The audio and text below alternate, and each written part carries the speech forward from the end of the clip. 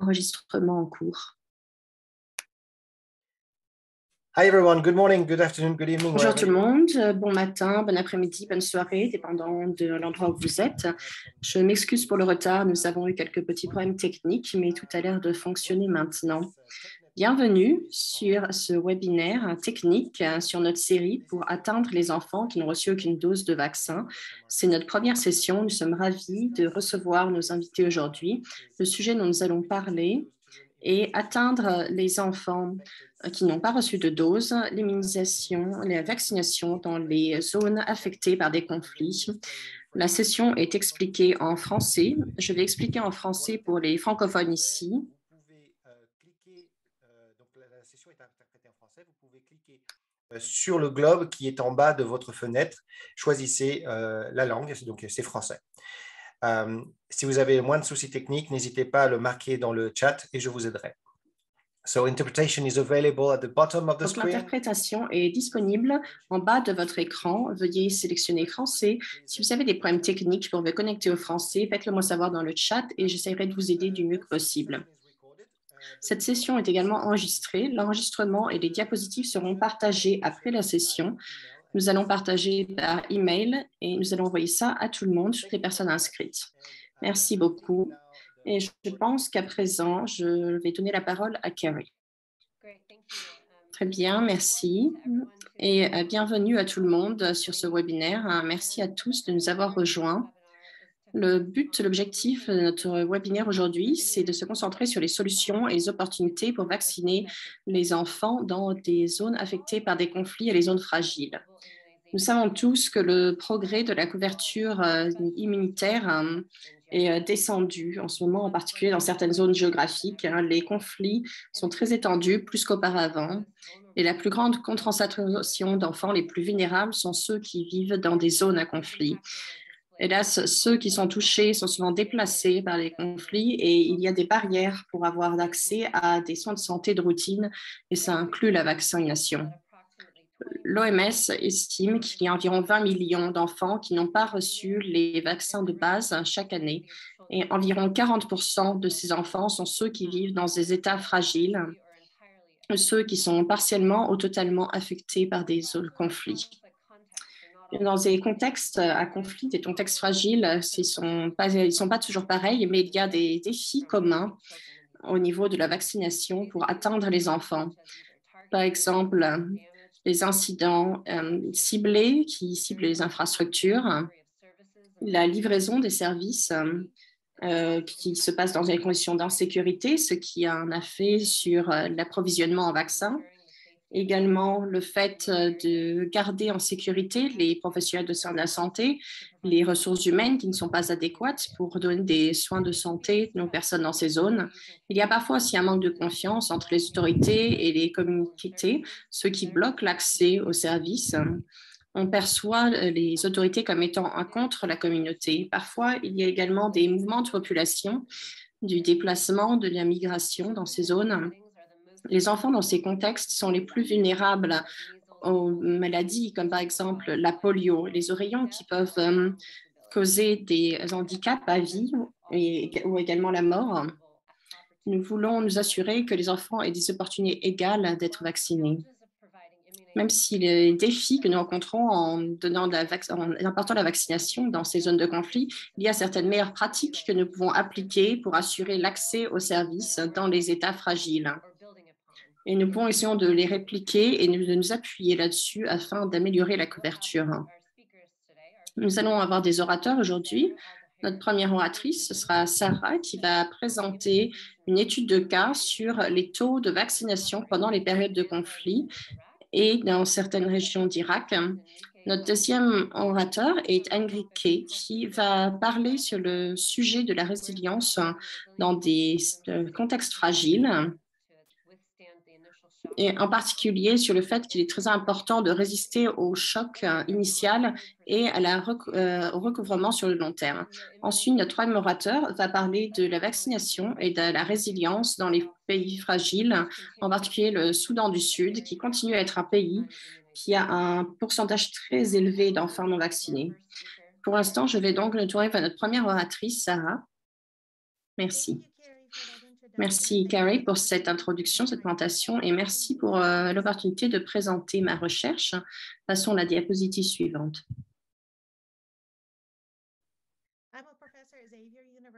Je suis professeure et je suis également formée en tant que pharmacienne et je fais de la recherche sur l'épidémiologie et je vais présenter les recherches d'une étude sur 2 ans qui couvre une période de 6 ans dans la région d'Anbar en Irak.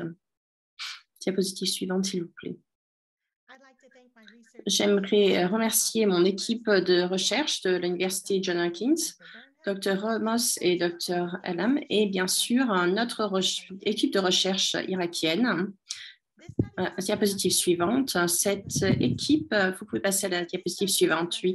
Cette étude a été menée pour voir quelles étaient les façons de prédire le manque de vaccination sur 12 mois parmi les enfants qui ont moins de 6 ans dans les zones de conflit, en regardant en particulier la polio, la DTP et les oreillons. Et nous voulions regarder non seulement les facteurs qui sont traditionnels, mais également des sets de données qui regardent des variables, comme par exemple au niveau des foyers. Nous allons regarder les prédicteurs qui sont en particulier associés au conflit, comme les déplacements internes, les dommages internes, l'insécurité alimentaire, l'insécurité au niveau du logement. Et nous avons considéré non seulement les calendriers de vaccination, mais également nous avons regardé divers vaccins, comme le vaccin contre le pneumocoque. Nous avons réfléchi à des stratégies qui sont durables non seulement dans les zones de conflit, mais également sur les périodes après le conflit. Si on peut passer à la diapositive suivante. Donc, pour donner un contexte, nous allons regarder l'histoire d'Irak. Je pense que tout le monde a une idée de cela. Donc, pour le programme de vaccination en Irak, le premier programme a été établi en 1986. Il y a eu beaucoup de succès. Il a été très robuste. Mais ensuite, ça a été suivi par 30 ans de guerre et d'invasion. Et il y a eu donc une descente après la première guerre du Golfe. Et il y a eu quelques distinctions qui se sont passées pendant des décennies. Il y a eu bien sûr un programme qui a été institué en Irak, mais ensuite ça a été suivi par la deuxième guerre du Golfe et ensuite une violence sectaire. Puis ensuite, il y a eu la période d'invasion par ISIS de plusieurs régions d'Irak. Cette étude a été commencée pendant les manifestations de masse de 2019 et nous avons réussi à continuer cette étude pendant la pandémie de COVID. Mais ce sur quoi nous allons nous concentrer, ce sont les expériences après la pandémie. Diapositive suivante. Donc, où est Anbar? Anbar est à côté de la Jordanie et de la Syrie. Si vous vous souvenez, ISIS avait une très forte présence en Syrie et ils avaient occupé une très grande portion de la province d'Anbar. La zone sur laquelle nous nous concentrons est Hadissa, qui est directement en dessous du barrage, qui est une grosse source électrique d'électricité pour l'Irak, et c'est aussi un point important d'occupation. Et donc, ISIS avait occupé Haditha, mais les zones suburbaines et la zone métropolitaine étaient entourées par ISIS, alors que les zones plus rurales étaient de fait occupées par ISIS. Donc, il y a 2 expériences assez différentes quand ça concerne les enfants en conflit. Nous avons ceux qui sont directement sous l'occupation des forces d'ISIS, mais également l'expérience de ces enfants qui étaient privés de services malgré les essais, les tentatives de l'Irak d'essayer de continuer à apporter des vaccins à Hadifa. Mais les zones, en particulier les points bleus le long de la rivière, étaient étranglés par ISIS, ce qui empêchait que les médicaments et les vaccins ainsi que la nourriture les atteignent. Et les professionnels de la santé à l'époque décrivent une perte d'environ 20 kilos par personne, ainsi que des violences pendant cette période d'occupation. Diapositive suivante.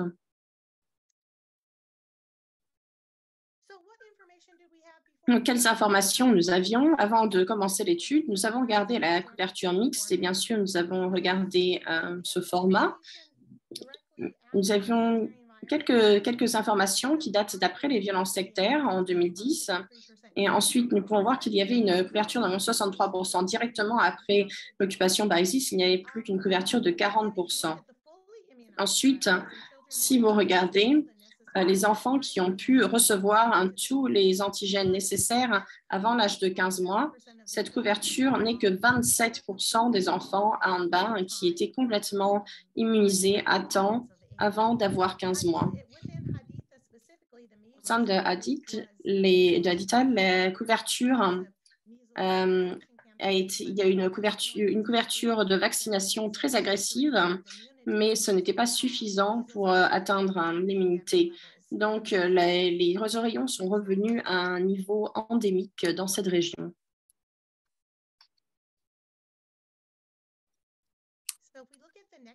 Donc, si vous regardez la diapositive suivante,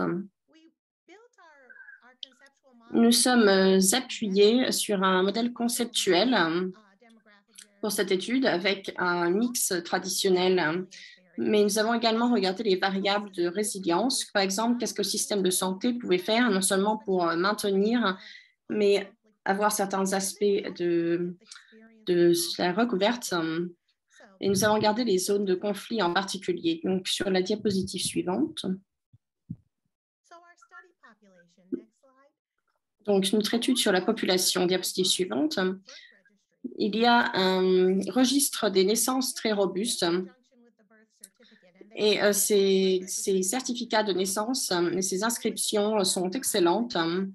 Et en particulier à DIFA, le ministère de la Santé et ses enregistrements, ces rapports du ministre de la Santé, il conserve une liste des enfants que l'on appellerait comme perdus au niveau du suivi clinique. Ce sont les enfants qui, pendant ces 6 ans du calendrier, sont sortis du calendrier de vaccination et ne sont pas revenus dans ce calendrier de vaccination.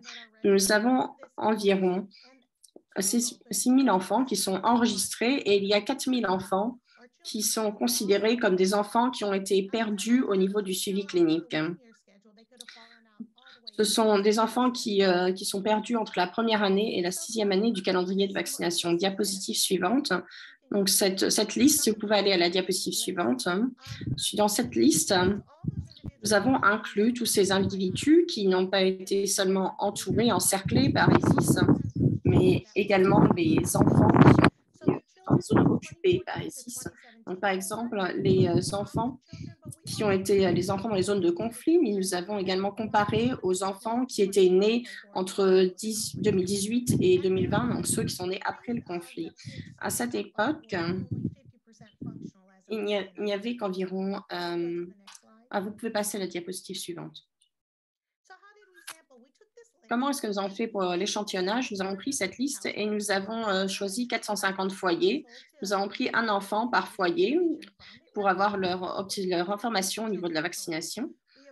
Donc, au total, nous avons 1450 enfants de moins de 5 ans. Nous avons suivi les protocoles de santé contre la COVID-19. Et ensuite, nous avons considéré le calendrier de vaccination. Donc, ici, nous avons le professeur qui a vacciné les enfants tout en faisant cette étude. Diapositive suivante, si vous pouvez y passer, merci. Donc, nous avons utilisé une analyse. Nous avons regardé les prédicteurs les plus courants, mais également, nous avons voulu savoir pourquoi ces enfants tombent en dehors de ce calendrier de suivi de vaccination. Pourquoi ils sont perdus au suivi. Maintenant, diapositive suivante, s'il vous plaît. Et voici nos résultats primaires. Si vous passez à la diapositive suivante, vous pouvez aller à la suivante. Restez sur cette diapositive pendant un moment. Nous avons trouvé les enfants qui étaient nés pendant le conflit et après le conflit. Le problème principal rapporté par les parents est que le vaccin n'était pas disponible et qu'ils ne pouvaient pas emmener leurs enfants au rendez-vous pour les faire vacciner à cause des conflits. Ce qui est intéressant, c'est qu'après les conflits, entre 2018 et 2020, environ 27% de ces parents ont également dit qu'en particulier des problèmes liés à ISIS, des violences liées à ISIS, même dans cette période d'après-conflit, les ont empêchés également d'aller faire vacciner leurs enfants. Diapositive suivante. Quelle était leur expérience? 28% ont été déplacés, 66% ont été encerclés par ISIS et environ 70% avaient des problèmes à avoir accès à la nourriture et à des soins de santé. Diapositive suivante.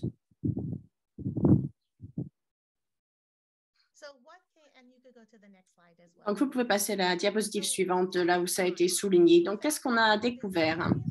On a découvert que l'expérience d'être né dans une zone de conflit, c'est que les enfants étaient pouvaient à moitié se faire vacciner comparé aux enfants nés dans des zones pas en conflit. Les enfants qui sont nés dans les territoires occupés par ISIS par rapport à ceux qui étaient étouffés par ISIS étaient il était moins probable qu'ils soient vaccinés. C'est parce qu'en plus, en parallèle, les problèmes de livraison, en particulier des ressources de soins de santé, contrairement à l'approche du ministère de la Santé en Irak, où les vaccins sont gratuits, on a découvert que les enfants ne pouvaient pas avoir accès à ces vaccins tout simplement parce qu'ils n'étaient pas disponibles.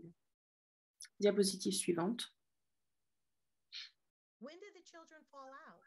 Quand est-ce que les enfants ne sont plus suivis? La plupart ne sont plus suivis après la première dose. Ce sont les enfants qui sont nés en 2013 et 2017 et ils sont sortis du calendrier de vaccins entre 1 et 5 ans et ne sont pas revenus dans ce calendrier de vaccination. Vous pouvez aller à la diapositive suivante.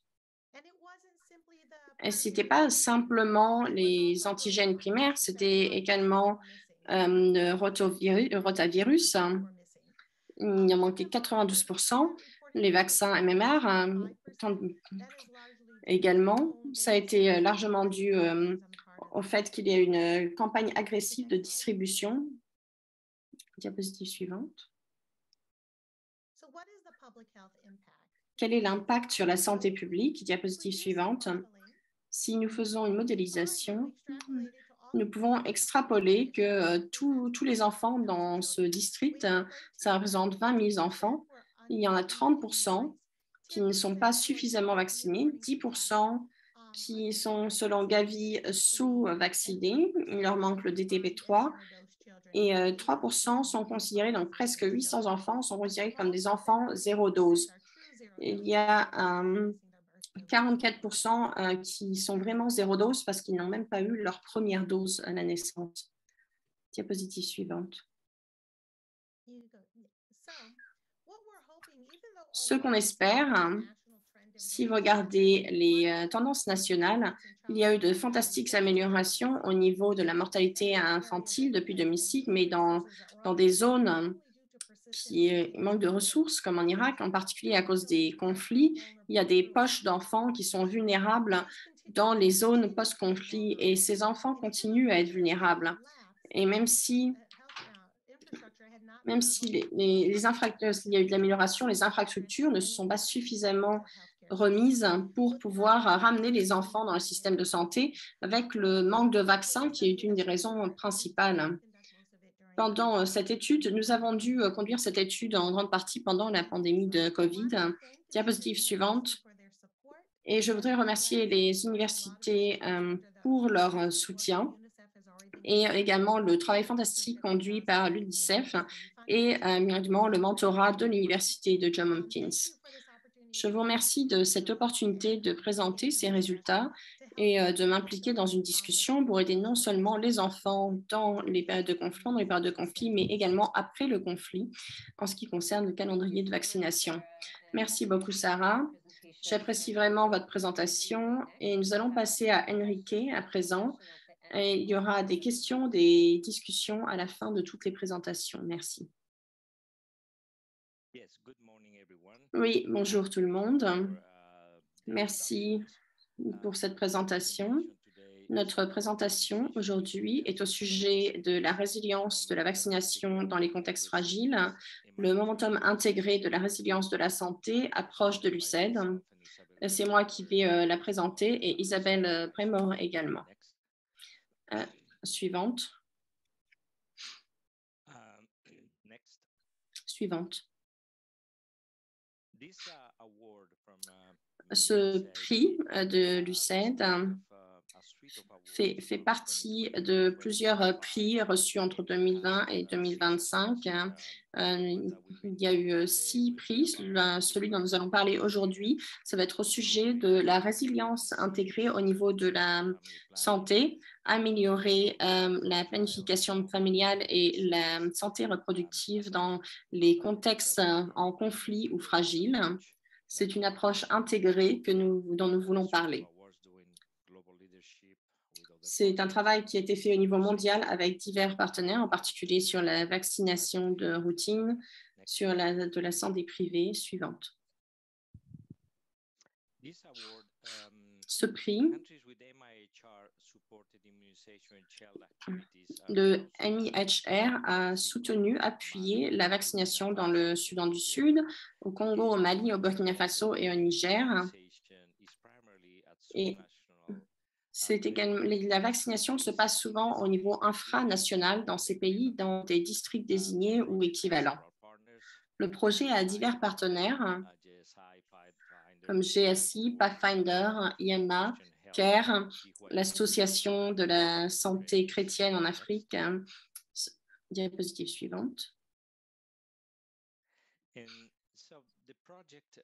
Donc, le projet se voit pas sur plusieurs domaines au niveau de la résidence, au niveau de la santé.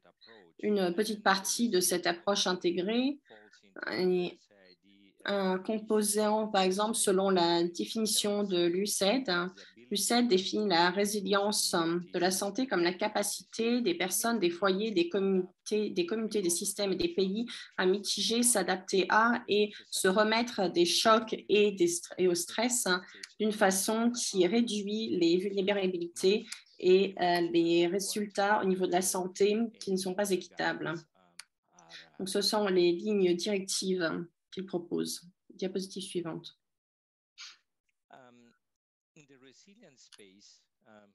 Au niveau de la résilience, comme nous savons tous, il y a tellement de lignes directives et il y a une approche en silo au niveau de la réaction. Il y a des lignes directives pour les tremblements de terre, pour les inondations, pour les désastres en général. Donc, il y a eu diverses personnes qui ont été impliquées. Il y a peu de coordination et une dilution des ressources. Donc, cette approche, nous avons essayé d'utiliser une approche sur tout danger et d'incorporer les directives au niveau de divers désastres, une planification continue au niveau de la santé publique. Diapositive suivante.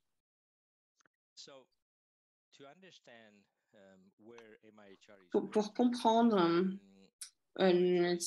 comment MHIR travaille, nous travaillons pour accélérer l'amélioration dans les contextes en crise. Vous pouvez voir que nous passons d'une division développement immunitaire, donc assistance immunitaire, à quelque chose de continu, un développement humanitaire. Et nous espérons que ça va aider à préparer, à mieux réagir en cas de crise et après la crise suivante. MIHR, la résilience de la santé MIHR, notre cadre de travail, c'est ce travail en retour. Donc, ce qu'on veut dire par là, c'est que nous sommes coordonnés d'une façon où il y a des chocs, des fragilités, des stress qui peuvent affecter une région, un district. Et ces stress et ces chocs peuvent provenir dans le pire, dans le scénario des risques. Il peut y avoir des conflits, il peut y avoir des inondations, il peut y avoir des sécheresses. Donc, tous ces stress, tous ces chocs, ils exigent d'avoir une réaction de la part des individus, des foyers, des communautés. Et ils créent ce qu'on appelle des capacités adaptatives et proactives. Et MIHR, la livraison des services essaye de s'appuyer sur ces capacités pour construire divers programmes. Donc, par exemple, au niveau de la vaccination, nous aidons à investir dans ces capacités que nous allons décrire dans quelques minutes. Ça va également nous aider à avoir un système d'organisation en boucle au niveau de la gouvernance. Si nous continuons dans ce cadre de travail sur les chemins de la résilience, il y aura diverses options. Que ce soit à cause de ces différents chocs, nous pouvons rebondir ou faire mieux, ou juste rebondir simplement, ou entrer en mode de survie, où nous pouvons complètement nous effondrer. Donc, nous ne voulons pas que le résultat soit s'effondrer. Comme il y a eu la COVID-19, c'était un choc au niveau des districts et ça a fait rentrer pas mal de districts en mode effondrement. Suivante. Suivante. Suivante. Oui. Dans celle-ci, ce qu'on essaye de dire, c'est que nous avons un groupe de travail très actif à MIHR au niveau. Nous travaillons sur l'agenda de vaccination pour 2030 et essayons de lier cela avec des initiatives de résilience au niveau du système de la santé, donc en suivant les directives de l'OMS. Au niveau de la résilience sanitaire, nous avons également l'UNICEF et son engagement envers les enfants, des lignes directives. Par exemple, en avril, nous avons défini ce qu'il fallait faire pour se remettre de la COVID-19. C'est une discussion continue avec le groupe de travail et nous avons hâte de continuer à avancer, à se remettre au niveau des vaccinations de routine suite à la COVID-19, en plus de vacciner contre la COVID-19. Le groupe a été très réactif à ce niveau-là. Suivante. Donc, les capacités de résilience sont définies suivantes. Suivante. Et nous devons assurer une relative revenez en arrière, s'il vous plaît. Oui, donc ce que nous avons ici, c'est que ces capacités que nous avons décrites sont catégorisées en 3 au niveau du nexus humanitaire. Le premier, c'est d'assurer une certaine stabilité pendant la crise. Nous appelons ça la capacité d'absorption. La suivante, c'est faire des changements vers une meilleure flexibilité. C'est ce qu'on appelle la capacité d'adaptation. Enfin, faire des changements structurels pour transformer le système. Et ces 3-là, ces 3 approches à la capacité de résilience, cela nous permet d'avoir un système de vaccination qui se prépare à réagir aux urgences quand nous sommes confrontés aux urgences suivantes. Donc, MIHR a conçu une approche pour atteindre les enfants qui n'ont reçu aucune dose sur le nexus de développement humanitaire. À gauche, vous pouvez voir les définitions. C'est un travail en progrès, définir quelles sont ces activités de vaccination qui peuvent être absorbantes, qui peuvent être d'adaptation ou qui peuvent être de transformation. Un exemple, par exemple, d'absorption, c'est ce que nous pourrons faire au niveau de la micro-planification pour les chocs et les tresses. Un exemple d'adaptation serait quand les institutions et les travailleurs de la santé sont préparés et équipés dans des contextes fragiles. Et une capacité transformatoire, c'est par exemple que la vaccination fait partie des structures au niveau national et infranational en cas d'urgence sanitaire. Donc, nous sommes en train de dévouer beaucoup d'énergie à ce développement. Du côté de la livraison des vaccins, nous avons 3 piliers. Un, c'est que l'utilisation de la résilience du système de santé, nous pensons fortement que l'approche RED pourrait aider à compléter ce système afin de renforcer la livraison des vaccins. Nous avons également aligné notre travail avec les lignes directives de l'UCED et de Gavi, et également les partenaires de la Croix-Rouge, l'UNICEF, l'OMS. Ce sont des partenaires très importants pour essayer de maintenir et de restaurer les services de vaccins pour atteindre les enfants qui ont reçu 0 dose dans les contextes fragiles. Et nous sommes alignés avec diverses approches pour atteindre ces enfants et mieux les servir. Mais c'est un travail très important au niveau de la coordination. Suivante.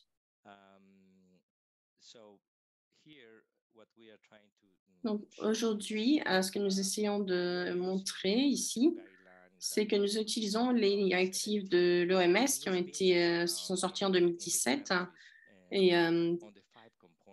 il y a 5 composants pour atteindre chaque district et chaque communauté. Et il faut également utiliser la micro-planification. Pendant les 5 composants, nous devons nous impliquer avec les communautés, une supervision qui aide, superviser et utiliser les données pour les actions, planifier et gérer les ressources et atteindre toutes les populations admissibles. Ça fait partie de la planification en ce qui concerne la résilience. C'est pour ça que nous devons travailler avec les institutions de la santé au Soudan du Sud, par exemple, et que nous faisons un travail sur la résilience en conduisant des évaluations sur la sensibilité aux crises et la complicité. Nous avons également des enquêtes sur la supervision récurrente et au niveau de la communauté, nous avons l'analyse de la résilience des communautés. Donc, nous essayons d'amener l'approche RED au niveau supérieur de la micro-planification. Et c'est une opportunité d'apprendre entre pays, avec l'UCED et avec nos partenaires au niveau mondial. C'est une opportunité d'échanger et d'apprendre ensemble. Suivante. Donc, afin d'avancer maintenant, pour conclure, MHR continuera à ne vouloir laisser personne en arrière. Nous voulons atteindre tous les enfants avec les vaccins. Nous allons continuer à soutenir les pays pour continuer à maintenir les services de vaccination, se concentrer sur l'engagement communautaire pour identifier et atteindre les enfants zéro dose, aider les pays à renforcer leurs approches de système de santé afin d'améliorer la planification, la performance, l'intégration et la résilience au niveau national. Et nous avons hâte de pouvoir continuer notre collaboration avec les partenaires mondiaux comme Gavi, l'OMS, UNICEF, la Croix-Rouge et d'autres partenaires multiples au niveau du pays, au niveau international, pour donner des lignes directives techniques pour combler les lacunes et recommencer le système de vaccination de routine après la COVID-19. Je vous remercie. Merci beaucoup, Enrique, pour votre présentation. Et notre troisième présentateur va être June. Donc, nous pouvons garder nos questions et nos discussions pour la fin. June, à vous.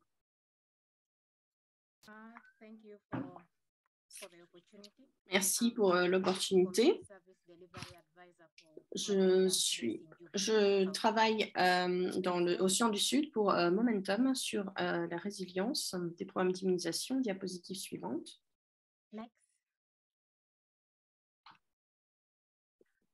Suivante, oui. Cette diapositive montre la couverture Penta 3 entre 2019 et 2022. Comme vous pouvez voir, à partir de 2019, la couleur rouge qui montre que la couverture est à moins de 50% et est atteint plus de pays. La plupart des comtés en Soudan du Sud sont en rouge. Et en arrivant en 2020, ça avait un petit peu changé. Certains des comtés qui étaient rouges sont devenus jaunes et ensuite le vert a commencé à s'étendre. En 2021, maintenant, il y a le vert est dans beaucoup plus de comtés. Ça veut dire que la couverture est bien meilleure qu'en 2019. Donc, en comparant en 2022, c'est seulement jusqu'en juillet, même pas jusqu'en août 2022, donc il nous manque un mois, mais ça montre qu'il y a vraiment un changement. Malgré le fait qu'il y a d'autres défis, comme des inondations dans certaines régions, Momentum essaie également de mettre en œuvre de l'aide dans les comtés qui sont affectés par les inondations. Il y a beaucoup d'insécurité, mais la situation change tout de même au niveau de la vaccination dans Pentin 3. Suivante. Donc, cette diapositive, ça montre la vaccination de routine et la couverture vue par Momentum. Donc, la première montre que de juin à septembre 2021, nous avons utilisé différentes approches pour sélectionner les communautés. Ensuite, en août, le critère de sélection que nous avons utilisé, ce n'était pas le même système de critères communautaires. Nous avons parlé aux leaders dans la communauté pour sélectionner des travailleurs de la santé et nous allons travailler au niveau de la communauté. C'est pour ça que dans ce graphique, il y a un trou entre août et septembre. C'est quand nous avons commencé à sélectionner des professionnels de la santé différents au niveau de la communauté. Et nous avons commencé à recruter de nouveaux professionnels de la santé selon le système du gouvernement qui nous a permis de faire ainsi. Et ensuite, en octobre, nous avons commencé à obtenir de nouvelles données. Et vous pouvez voir qu'en 2022, nous avons des données administratives de la part de Momentum. Et c'est à jour jusqu'à présent. Ils cherchent les enfants qui ont reçu aucune dose, 0 dose. Diapositive suivante.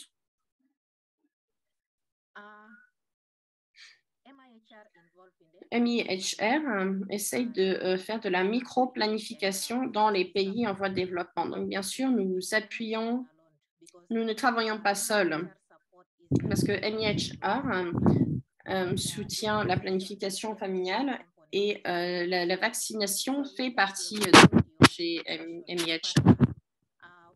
Nous essayons de travailler de façon intégrée avec nos partenaires. Nous allons former les partenaires ensemble sur la façon de développer un micro-plan, un micro-programme sur comment atteindre les diverses zones. Ensuite, nous essayons de travailler au niveau des comtés, au niveau du développement de la micro-programmation, au niveau de la communauté. Suivante.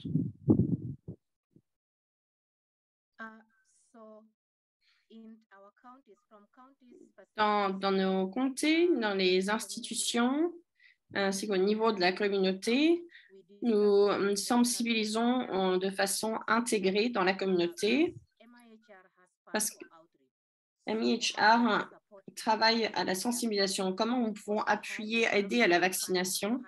Bien sûr, nous avons des financements pour aider à emmener les équipes à l'institution pour sensibiliser les gens dans des zones plus rurales.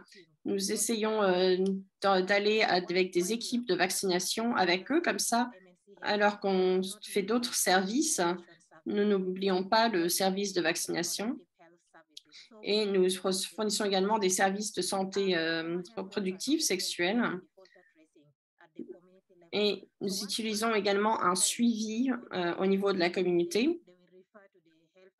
Et comme ça, les personnes sont envoyées vers les institutions pour que les enfants reçoivent leur vaccination. Ils enregistrent les enfants et ensuite ils font un suivi. Donc, ils font un suivi au niveau de la vaccination des enfants. Il y a quelque chose qu'ils appellent un fichier familial pour les travailleurs de la santé. Une fois qu'ils ont enregistré un enfant dans un foyer, par exemple, un professionnel de la santé couvre par exemple 45 foyers et il va avoir ces 45 fichiers familiaux et il va enregistrer ces 45 foyers.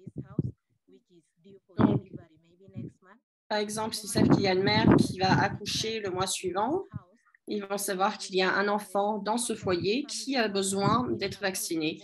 Donc, ce fichier familial, ça permet aux professionnels de la santé d'effectuer un suivi au niveau de la communauté et au niveau du foyer. Par exemple, s'ils savent qu'un foyer il y a un enfant qui doit se faire vacciner, et c'est comme ça que nous pouvons atteindre les enfants qui ont reçu 0 dose dans la communauté grâce au fichier familial et pour savoir quand les enfants doivent recevoir leur vaccination suivante. Maintenant, diapositive suivante.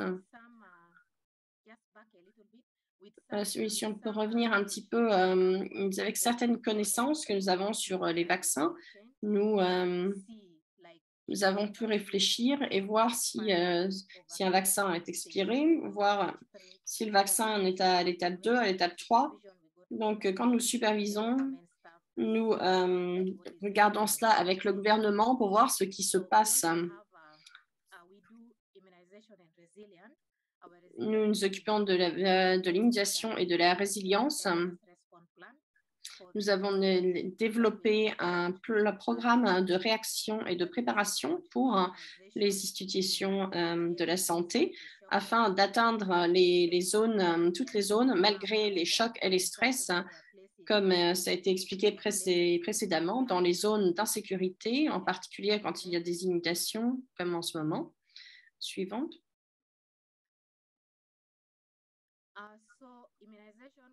L'immunisation, la vaccination, nous faisons également l'intégration de la vaccination au niveau de la planification familiale, au niveau de la communauté.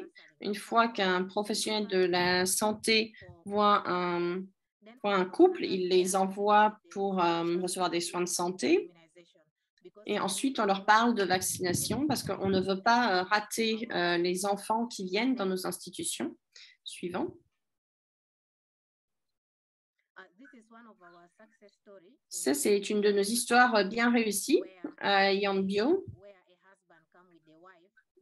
où un homme est venu avec sa femme qui a accouché. Ils sont venus pour recevoir des soins d'après la naissance. Ensuite, on a donné des conseils.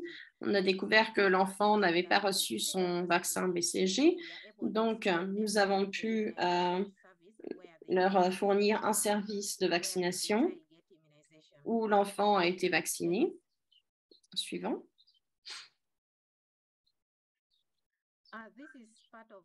Et ça fait partie de notre plan de réponse. Donc, bien sûr, l'objectif au niveau des urgences et de la préparation, c'est développé en 3, à court terme, à moyen terme et à long terme. Suivant.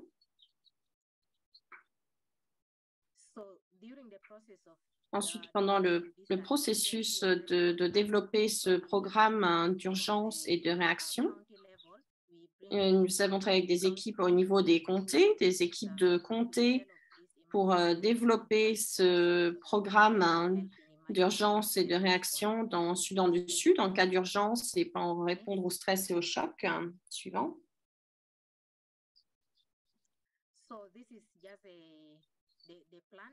Donc, ça, c'est le plan suivant. C'est ce qu'on va faire ensuite. Donc, je pense que ça, c'est tout de mon côté. Merci. Fantastique. Merci, June. Merci à tous nos présentateurs aujourd'hui. Et à présent, nous allons ouvrir les questions et les discussions. Je crois qu'il y a eu déjà quelques questions qui ont été postées dans le questions et réponses. Et ensuite, nous allons nous tourner vers Alex pour répondre aux questions. Et juste pour vous rappeler, n'hésitez pas à poser vos questions sur la case Q&A. Vous ne trouvez pas, vous pouvez également les poser dans le chat, mais c'est juste plus simple si vous posez dans la case Q&A. Je vois aussi qu'il y a des gens qui ont levé leur main. N'hésitez pas d'abord à poser votre question, s'il vous plaît, dans la case de commentaires Q&A. Et si nous pensons qu'il faut répondre à votre question en live, en direct, nous allons vous donner du temps pour parler, mais il ne nous reste plus que 15 minutes maintenant, donc merci de votre compréhension. Première question ici, c'est à quel point est-ce que la microplanification est opérationnable? Est-ce que nous pouvons la mettre en opération dans un contexte humanitaire? Qui veut prendre cette question? Enrique? Oui, merci pour cette question. Je crois que la micro-planification, c'est quelque chose que nous faisons en matière de vaccination depuis longtemps. Nous avons fait ça au niveau du développement humanitaire. Nous faisons ce que nous pouvons faire. Maintenant, la question, c'est comment ces 5 piliers ou composants de micro-planification que nous avons décrits pourraient être complétés par un système au niveau des réactions en cas d'urgence. C'est là que nous devons planifier un petit peu mieux. Et je pense que les outils de résilience au niveau de la communauté que nous avons à présent, à cause du changement climatique, par exemple, et d'autres composants, je pense que nous pouvons rafraîchir un peu cette micro-planification et ces composantes. Nous devons voir ce que les systèmes de la santé peuvent faire pour aider au niveau de la vaccination. Et j'ai vraiment confiance dans le fait que nous pouvons commencer à produire quelque chose dans le Soudan du Sud et dans d'autres pays à partir des leçons que nous avons apprises au niveau des innovations que nous sommes en train de tester au niveau du pays en ce qui concerne la micro-planification. Merci Enrique. Une autre question de Hugo à June. Quels sont les défis en ce qui concerne la logistique au niveau de la vaccination de routine au Soudan du Sud? Est-ce que c'est lié à la chaîne du froid ou au transport? Ce n'est pas different. dans le Soudan du Sud, c'est différent. Peut-être que dans d'autres pays, c'est parfois le transport est là, la chaîne du froid. Dans d'autres institutions, il n'y a pas toujours de générateur que l'équipe utilise au niveau de la chaîne du froid, mais maintenant, c'est aussi que les gens habitent à plus de 5 km des institutions, donc parfois c'est difficile pour eux d'atteindre ces institutions. Et l'autre chose, c'est que quand il y a d'insécurité, ces choses sont enlevées. Donc parfois, ils enlèvent les générateurs, donc tous les vaccins vont être gâchés, par exemple, et en particulier quand il y a des zones d'inondation. Ils emmènent des boîtes froides pour les vaccins. Mais l'accès à ces endroits, c'est pas un seul défi. C'est pas un seul défi au niveau logistique, c'est que les gens ne peuvent peut-être pas toujours aller, par exemple, en haut de la montagne. Il faut que les gens portent les vaccins tout en haut de la montagne, par exemple, ou là où les gens se cachent. Merci. Merci, June. Question suivante de Abdou. Quels sont les défis de mettre en œuvre les activités de développement tout en développant des actions humanitaires, ce qui veut dire que, par exemple, quand la crise n'est pas terminée? Est-ce que quelqu'un veut répondre à cette question? Peut-être que je la répète juste au cas où. Quels sont les défis de mettre en œuvre des activités de développement tout en développant des activités humanitaires? Je veux dire, Sarah peut le faire ou je peux le faire, je ne sais pas. Je pense que la difficulté de parler d'expérience, par exemple en Irak, j'essaie de répondre dans le Q&A également, c'est qu'en Irak, c'est assez unique parce qu'il y a eu des opportunités de se remettre du conflit, mais ça fait trois décennies de tout que c'est assez difficile. C'est assez difficile au Moyen-Orient, c'est ça qui serait optimisé au niveau des conflits.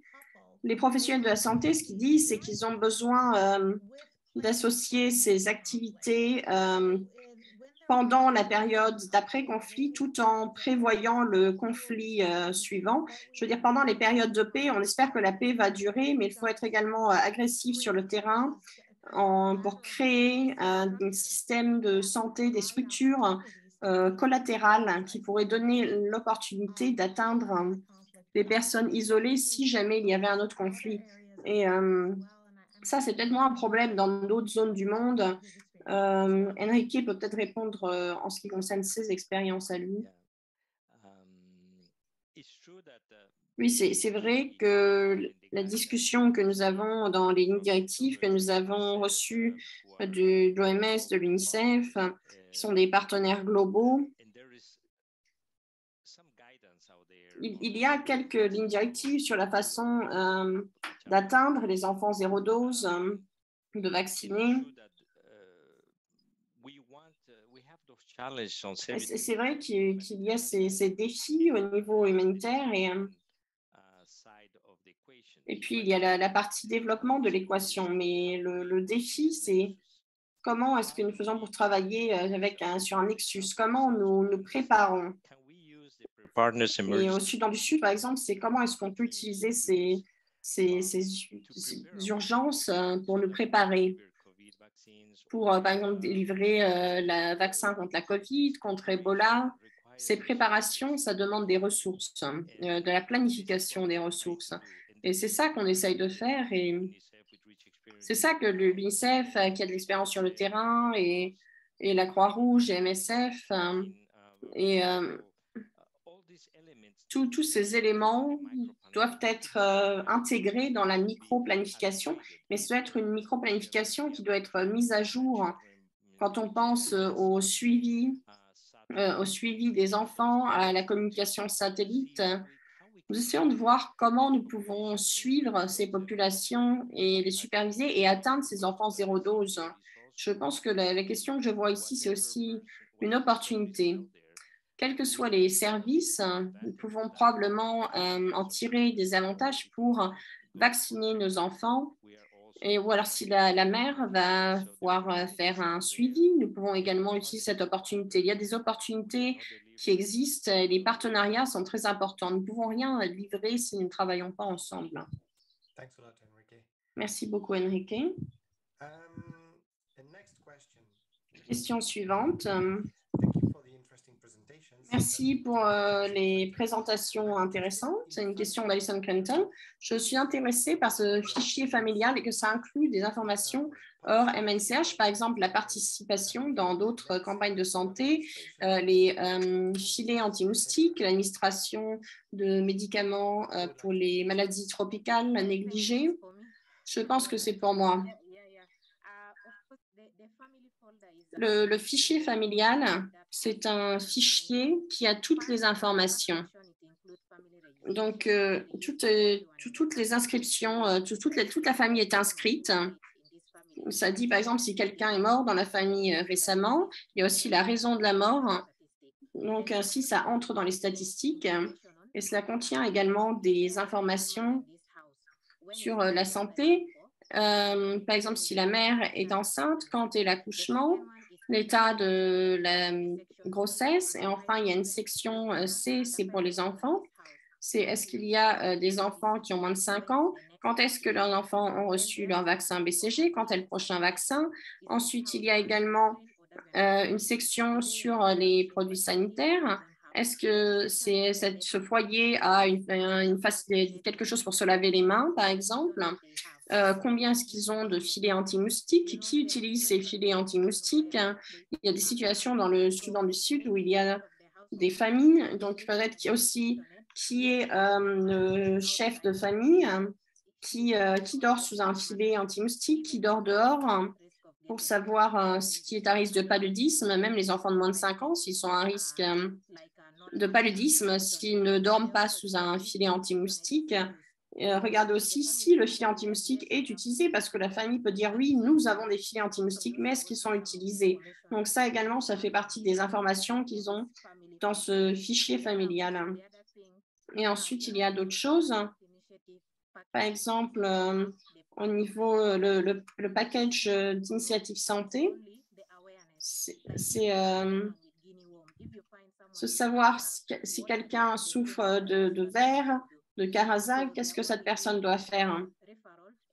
Donc, il les envoie et les sensibilise. Merci beaucoup, June.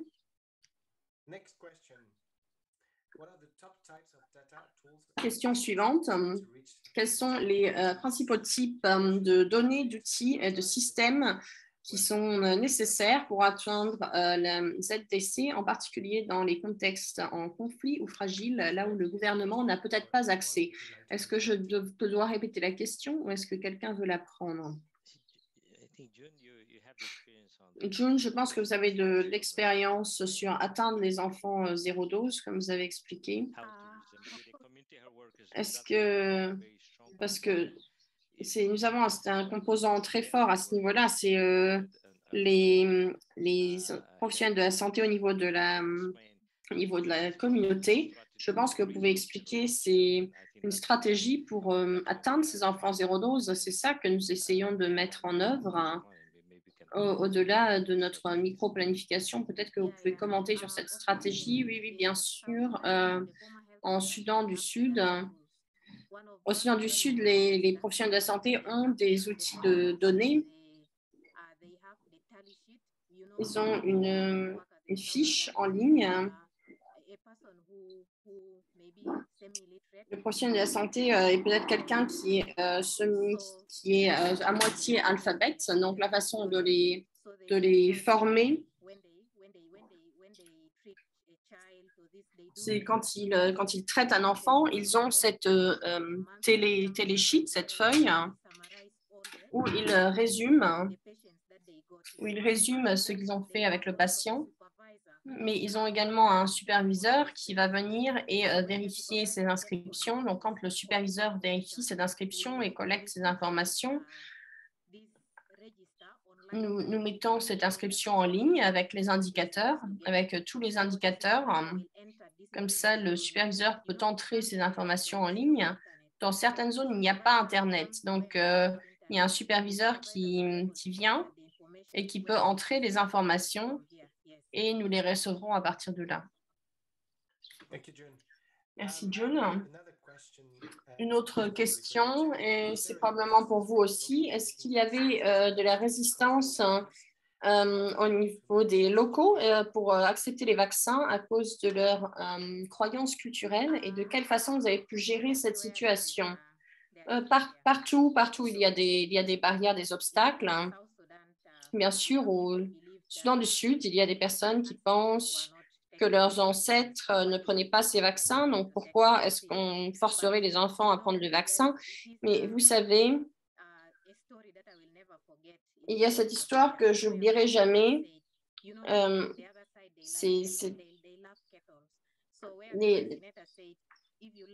nous sommes allés dans cette zone où les personnes avaient du bétail. Ils adoraient leur bétail. Et ils ont dit, mais si vous ne vaccinez pas votre fille et qu'elle a la polio, personne ne va épouser votre fille parce qu'elle n'a pas assez de vaches. Et si votre fils a la polio, il ne pourra pas s'occuper de vos vaches. Donc, si vous vaccinez vos enfants, alors ils pourront reprendre après vous. Okay, merci beaucoup. Il y a aussi une question à propos des infodémiques et l'impact des infodémiques, mais je réalise nous avons atteint le temps. Donc, nous n'aurons pas le temps de répondre à plus de questions. Je suis désolée. Nous avons beaucoup de questions. Nous avons 18 questions qui sont ouvertes. Donc, il y a beaucoup d'intérêt sur ce sujet. Ce serait probablement pas mal de continuer la conversation. Dans tous les cas, j'aimerais remercier tous les présentateurs pour ces présentations fantastiques. C'était très intéressant.